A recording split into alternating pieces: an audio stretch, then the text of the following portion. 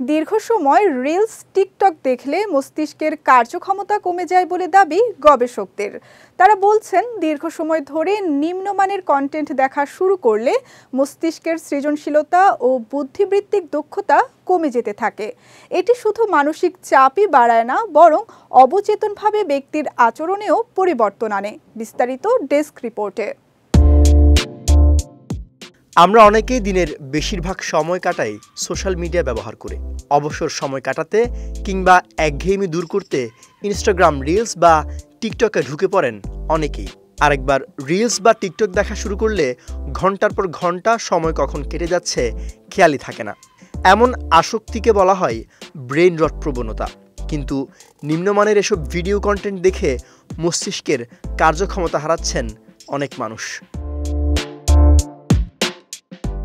Brain রট শব্দটির সঙ্গে অনেকেই হয়তো এর মধ্যে পরিচিত, কারণ 2024 সালের সেরা শব্দ নির্বাচিত হয়েছিল এটি। ব্রেন রট শব্দটি আসলে মানুষের মানসিক ও বুদ্ধিবৃত্তিক পরিস্থিতির অবনতি বোঝাতে ব্যবহার করা হয়ে থাকে।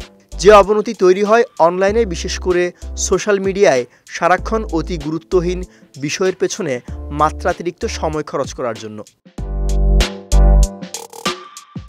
বিশেষজ্ঞরা বলছেন এই প্রবণতা প্রথমে সোশ্যাল মিডিয়ার কমিউনিটিতে ছড়ায়। একঘেয়েমি কাটাতে মানুষ ইনস্টাগ্রাম রিলস বা টিকটক ভিডিও দেখতে শুরু করে।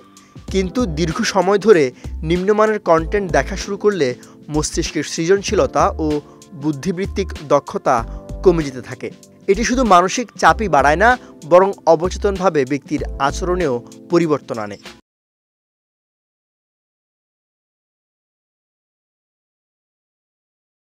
ব্রেন রটের কিছু লক্ষণ রয়েছে যা দেখে বুঝতে পারবেন আপনার মস্তিষ্ক এখনও সচল আছে নাকি ব্রেন রটের পর্যায়ে চলে গেছে। যেমন শিশুদের মস্তিষ্কের পচনের ফলে মনোযোগ কমে যায় এবং একাডেমিক কার্যক্ষমতা দুর্বল হয়ে যায়।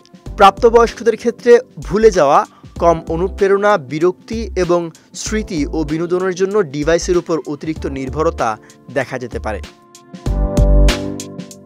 বিজয় টিভি নিউজ ডেস্ক।